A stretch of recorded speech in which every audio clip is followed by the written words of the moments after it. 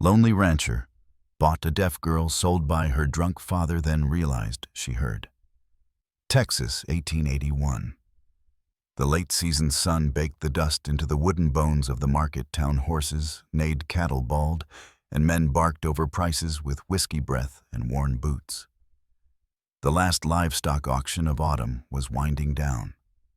But a crowd still lingered near a corral gate where a bay mare stood, trembling, ribs sharp under her hide flanks, striped with dried blood. Silas Kerrigan adjusted his hat against the glare, silent as ever. 35, a man shaped by land and silence, he rarely came to town unless it was for supplies or horses. He had spotted the mare earlier that morning and circled back now as bidding thinned. His boot heels thudded against packed clay as he approached. That was when he noticed her.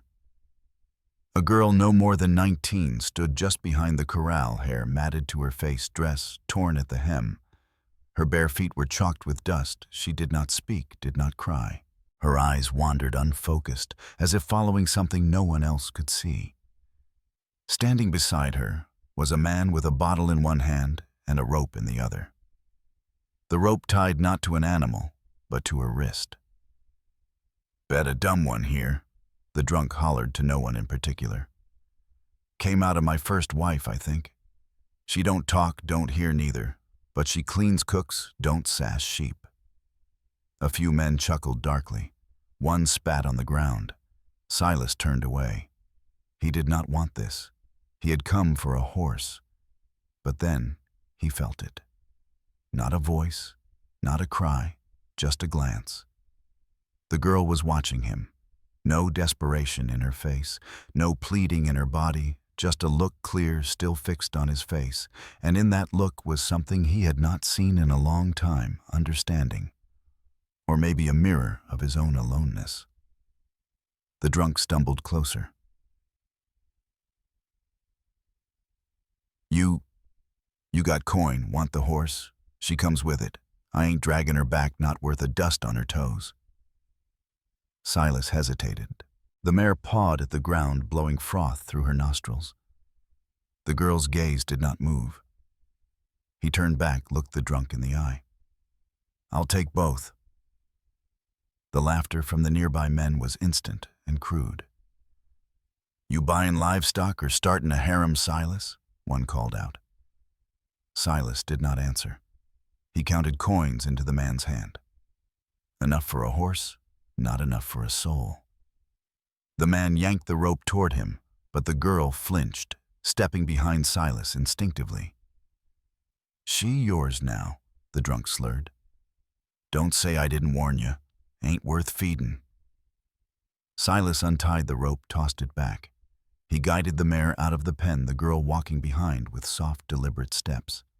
She held nothing but the thin shawl draped over her shoulders. When they reached his wagon, she stopped, waited, still silent. He opened the back and motioned for her to climb in. She did, folding herself into the corner like someone used to being invisible. As he climbed up to the driver's bench, he felt the faintest tug on his coat. He looked down. Her fingers, small, calloused, had brushed his sleeve just once. She did not look at him now. Her gaze rested on the distant hills. But in that single touch, he felt it. She had not thanked him, had not begged, but she had chosen in that moment to trust him. Silas Kerrigan, who spoke more with horses than men, who lived alone on 200 acres of red Texas clay, with fences for company and scars he never named. And now a girl who could not hear, a girl who might understand more than anyone had ever guessed. He snapped the reins. The wagon creaked forward, wheels crunching over the hard-pan road out of town. Behind him, the girl sat curled beneath a blanket, face turned to the wind. She never looked back. Neither did he. The wagon rolled through dusk and dust, winding between low hills and scattered mesquite, until the fields widened and the sky opened into Texas emptiness. Silas's ranch wasn't much to look at. Just a main house with a slanted roof, a few outbuildings, and a long stretch of prairie where cattle grazed under open sky. But it was quiet, clean, and for a man like him, It had always been enough. Until now. He helped the girl down from the wagon, unsure if she would bolt or freeze, but she stepped lightly to the ground. Her eyes swept the land, not frightened, just watchful, as if cataloging everything without asking permission. Inside the kitchen, Silas stoked the fire and pointed to the kettle. She nodded and moved toward it without hesitation, finding the tin cups and ladle like someone who'd always belonged near fire and hunger. Still, she hadn't made a sound. After supper, he handed her a piece of chalk from the cabinet and tapped the wooden door frame beside the table. "Name," he said slowly. She looked at him for a long moment, then crouched beside the frame. With careful fingers, she scrawled a single name in soft, slanted letters. "Emmeline." He read it once, then twice. "Emmeline," he repeated out loud, like testing how it tasted on the air. She gave no smile, but she turned and walked away into the darkened barn. The next morning, Silas found her in the stable, crouched beside the same beaten-down mare. The horse had barely eaten since the auction, its back legs swollen from old strain. Emmeline ran a damp cloth down the mare's flank, whispering with her hands, not words, not signs, just the careful rhythm of someone who listened with her palms and her breath.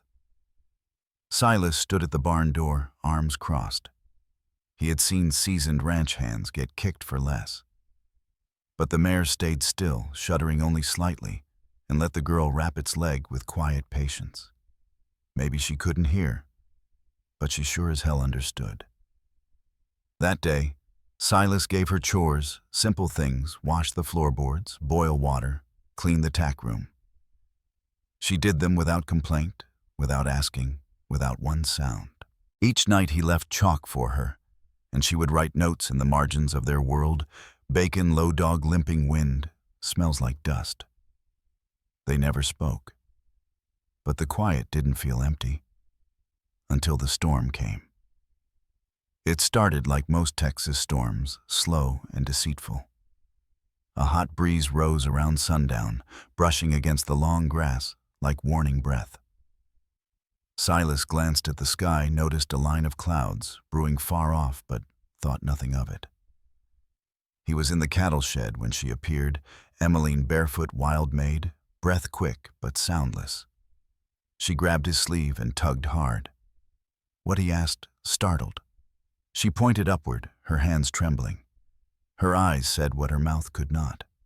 He hesitated halfway through checking a sick calf. But something in her gaze snapped him into motion. She pulled again toward the barn door, away from the corral. Then it happened. A crack.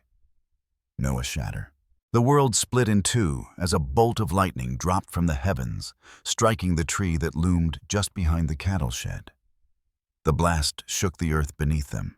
Sparks flew, the tree burst into flame and collapsed with a moan that sounded like the sky weeping. Silas stumbled back. The calves bleated in terror, smoke curled into the sky. He looked at her.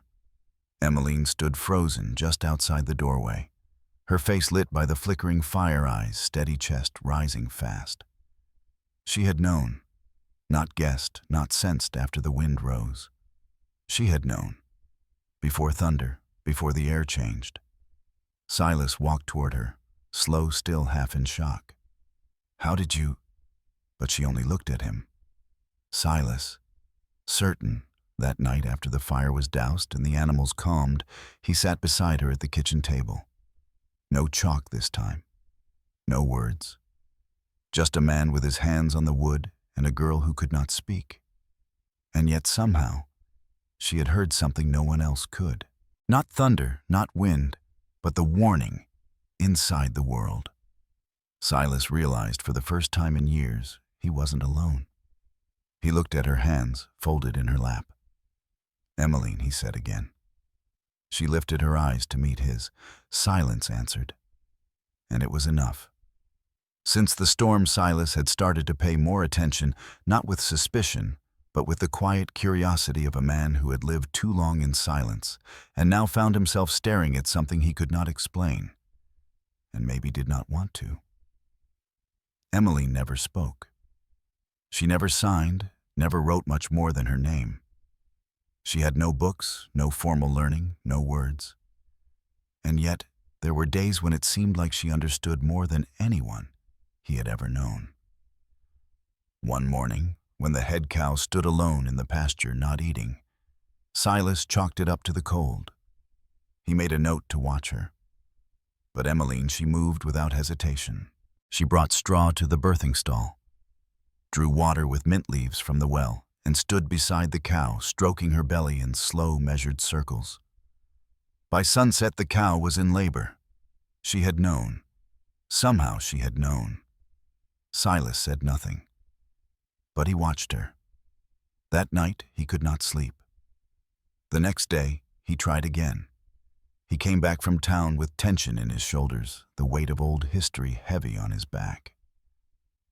The sheriff had spoken in half-truths and warnings about claims on the land. Whispers that his father had taken more than was rightfully his during the war. Bloodshed relocation guilt. None of it was new. But it never stopped stinging. He did not speak a word of it to Emmeline. But when he sat on the front step staring out into the falling dusk, she came and stood beside him. She did not speak. She simply placed her hand on his shoulder, light as a breeze, steady as breath. After a long moment, Silas muttered, "How did you know?" "That I feel shame over this land, shame about what my father did to keep it." Emmeline's dark eyes searched his. Then slowly she lifted her hand and placed it on his chest, right over his heart. After that, she turned and walked toward the old oak tree where his father's grave rested silent under the Texas sky. She had never read the stone, never asked questions, and yet she knew. That night Silas tossed in bed, sweating through a dream of cannon fire and scorched hills. His father's voice came through the smoke, rough, proud, trembling. "I gave you the land. Silas and I gave you the blood on it." Silas woke with a start, his breath loud in the stillness. And then he saw her. Emmeline sat in a chair by the hearth. She had lit a single candle. In the flickering light, her profile looked carved from shadow and grace. On the table beside the candle was a blue handkerchief, faded, trimmed with hand-stitched lace. His mother's. Silas had not seen it in 10 years. It had been locked away in a cedar chest. No one else touched. He sat up. How Emmeline didn't look at him. She rose without a sound and walked to the door. She didn't need to explain. He had heard something no one else could. Not words, not memories, but pain, grief, the silent weight of guilt pressed between ribs, the aching sound of a man's heart breaking when he was too proud to let it be heard. And in her quiet, she answered. She heard. And for the first time in Silas's life, he feared not for his land, nor his legacy, nor even his soul. He feared losing the one person who knew what he felt before he ever said a word. The first whisper came from the blacksmith's wife. "She stares too long at the cattle," she said, folding breadcloths under the porch. Voice low but sharp as wire, like she knows which one will fall next. By the end of the week, it was the preacher's son who added more wood to the fire. "She touched our goat," he told a circle of curious ears, and 2 days later, it gave birth too early. That ain't natural. No one had ever heard Emmeline speak. And the fewer words she gave, the more the town seemed eager to fill the silence for her, with fear. At the general store, a woman pulled her child behind her when Emmeline walked by, even though she only came to fetch flour. At the post, someone spat near her feet. Most days she kept her head down, she never flinched. But Silas saw the way her fingers curled tighter around the basket in her arms, and how her footsteps became quieter, as if trying to disappear from ground that refused to forget. He did not speak of it to her, and she never asked why the world could not stand to see quiet kindness. But one afternoon, when a ranch hand's boy came down with a burning fever, red-faced and seizing in his sleep, it was not the doctor who came. It was Emmeline. She moved softly into the barn where the child lay. She did not ask permission. She merely knelt beside the cot, placed a hand on the boy's chest, then his forehead, and closed her eyes. When she opened them again, she walked outside, cut 3 types of herbs from Silas's drying wall, lavender feverfew and rabbit tobacco, and returned with a hot cloth. The boy drank the steeped leaves in silence. By sunrise, he was sitting up hungry again. His mother wept, held Emmeline's hand with trembling thanks. But the next day, she could be heard whispering at the well. She did not ask what the boy's symptoms were. How did she know? How did she know? The fear was no longer quiet. 3 days later, they came with torches not lit, but carried like promises. 8 men in women boots kicking up dust stood at the gate of Silas's ranch.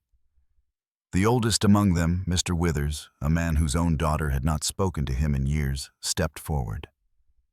"We want her gone," he said. "That girl hears things she ought not." Silas stood in the barn's doorway, arms folded across his chest. He had not shaved in days, and his face was hard as the timber framing behind him. "She's mute," he said. "That ain't the same as deaf Withers snapped. She sees what's coming before the sky even shifts. She talks to animals like they talk back. A steer of mine dropped dead last week, and she was the only one who touched it.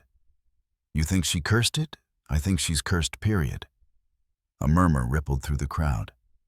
Inside the house, Emmeline stood behind the curtain. She had heard the gravel shift under their boots. She had seen their faces, twisted not with hate, but something worse, certainty. She moved to open the door, but Silas held up a hand. He stepped forward, boots sinking slightly in the thawing mud, and faced them squarely. "She saved a child's life. Maybe she's the one who gave him the fever in the first place," a woman spat. Silas didn't raise his voice. He didn't have to. "She is the only person I know who listens," he said. "Not with ears, with her hands, with her breath, with her whole damn soul." The crowd stilled. "I have lived 35 years, he continued, voice low but unshaking, "and I can count on one hand the number of people who truly heard me. Not just my words, but my silences, my regrets, my grief. And she did, without saying a single thing." He turned slightly, his eyes sweeping over them. "You want to run someone off for being different, for seeing the world you're too afraid to face? Fine. But you'll have to go through me." Withers opened his mouth, then closed it. No one moved. Then slowly the crowd dispersed, torches, unused boots, heavy. That night, the ranch was silent, except for the wind. Inside, Emmeline placed a pot of warm cider on the fire, then moved beside Silas at the table.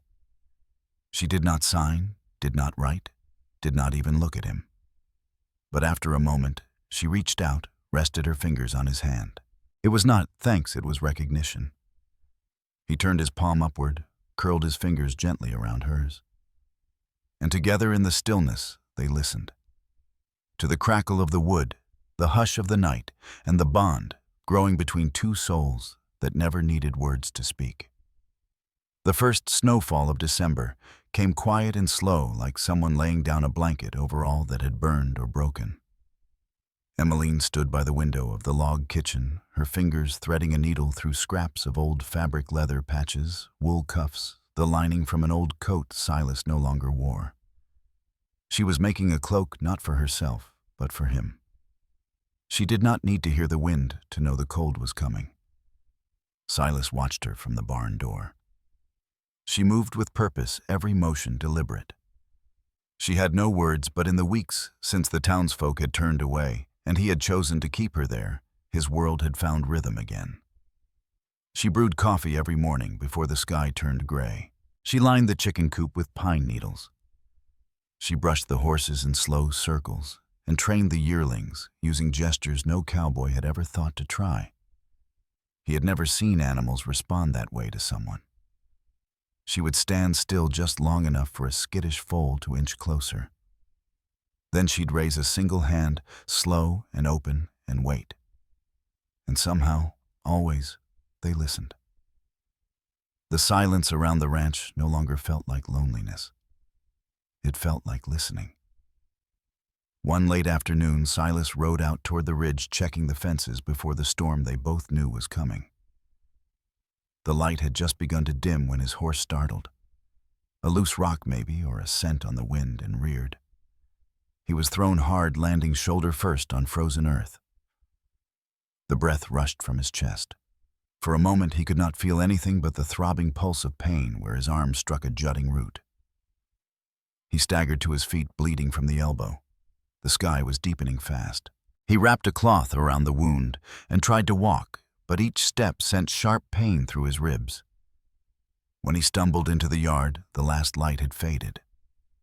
Emmeline burst from the cabin before he could knock.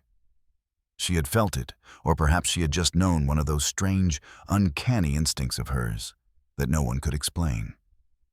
She helped him inside, sat him down by the hearth, and peeled the cloth from his wound with gentle fingers. Her brow furrowed as she worked. She brought water, cleaned the gash, and pressed a poultice of yarrow and pine sap against it. He watched her. "You always know," he whispered. She met his eyes. Then, without warning, she lifted his hand to her face, then pressed her lips, soft, warm, against the edge of the wound. Silas stilled. The fire cracked and the room seemed to hold its breath. Emmeline did not speak. She did not smile, but something passed between them, like a door opening in the quiet. Later, as the storm rolled in and snow dusted the window panes, Silas sat across from her at the table. He had taken a piece of paper from his desk drawer and written slowly, carefully, each letter shaped with meaning that could not be spoken aloud. He turned it to face her. "I want to hear your heart," it read, "if you'll let me listen with mine." She looked at the words for a long time. Then her fingers reached out and touched them one by one, as if to feel the truth inside the ink. When she finally raised her eyes, they were wet, but not from sorrow. She reached across the table and touched his chest just once, just enough. And then, for the first time since she had entered his life, she smiled. Not a polite smile, not one of fear or thanks, but a smile like sunrise, like something breaking free after being held in too long. Outside, the wind howled. But inside that cabin, a silence deeper than words had found its voice. And it was warm, and it was real. The days softened. Winter still gripped the ridges, but between storms, life returned slowly. So did something else, something quiet and steady between Silas and Emmeline. She taught him sign language, water, fire, thank you. Her fingers moved like branches in the wind, and though he fumbled, she never laughed. Only touched his hands, guiding them until he got it. He taught her to ride. She had never sat a saddle before. The first time she clung to the horn, knuckles white. But he walked beside her, speaking low, though she could not hear. She moved with the horse anyway, sensing its rhythm through her bones. They built a small room off the cabin, part shelter, part refuge. There they shared meals and silence by the fire. They did not need words. Their glances said more than language could. He noticed things. She smiled when birds gathered at dusk. She flinched at sudden pops in the fire. She always knew a storm before it came. One night he spelled a sentence in shaky signs. "You make this place full." She stared, then touched her fingers to his lips. Not a kiss, just a thank you, a way of saying I hear you too. Then came the storm. Silas had fallen asleep by the fire after repairing fences all day. The sky had been calm, no warning. The lantern flickered low. He woke to her hand on his shoulder. "Emmeline." She pulled his coat and pointed toward the barn. Outside, the wind had shifted. Clouds raced past the moon. The air felt wrong, electric. In the barn, the horses thrashed. Emmeline moved through them like wind, touching each flank, calm and certain. A loud creak overhead. Silas looked up. A beam cracked. "We need to move them," he shouted. but she was already leading the mare out, signing fast. "Roof will fall. Now." Together they moved the horses to the shelter near the house. Rain hit the roof like fists. Just as the last animal cleared the door, the north beam gave way. The roof crashed where they had just stood. Silas turned. Emmeline stood watching the barn collapse, hair-soaked chest rising. He looked at her. Truly looked. She was still grounded, a part of the wind and rain, not separate from it. "How did you know?" he asked. She touched her chest, then pointed to the sky. He understood. She felt it. Later in the cabin, he handed her a blanket and sat beside her. He took her hand and spelled, "You belong to this land." She smiled, then placed his hand on her chest over her heart, and for the first time he felt her rhythm quiet, steady. She did not hear like others. She heard deeper, and Silas in that moment knew he had finally been heard too. The wind that once carried whispers now brought footsteps. Hesitant, then trusting, something had shifted in the town beyond Silas's fences, not loudly, not suddenly, but in silence, as most real change begins. The first was Tom Weaver, a ranch hand with a torn shoulder. The doctor was out east, and no one else knew how to wrap a wound right. He arrived one gray morning, reins in one hand, the other arm limp. Silas spotted him from the porch. "What do you want?" "Tom." Tom nodded past him to where Emmeline was kneeling by her herb patch. "Heard she fixes things quiet like." Silas gave a slow nod. "She does." Emmeline came. Without a word, she examined the arm, her hand steady, her brow creased in thought. She moved as if listening not to words, but to something deeper. When she pressed the right spot, Tom winced, then sighed. 2 days later, a widow came. She had not slept in weeks. Emmeline sat with her at dusk, hands gently resting on her shoulders until the shaking stopped. The next morning, the woman returned with a pie and a hand-kit scarf. "For the girl," she said, "the one who hears more than we do." That winter passed with fewer raised voices, fewer names spat in fear. Silas and Emmeline lived as before quietly, but now passing townsfolk tipped their hats. Some left preserves by the gate. Each morning, Emmeline wrote on the chalkboard beside the kitchen, "Today will be good, I can feel it." Sometimes she was wrong, but most days she was right, and slowly people believed it. Then came the Sunday that changed everything. The frost had just lifted.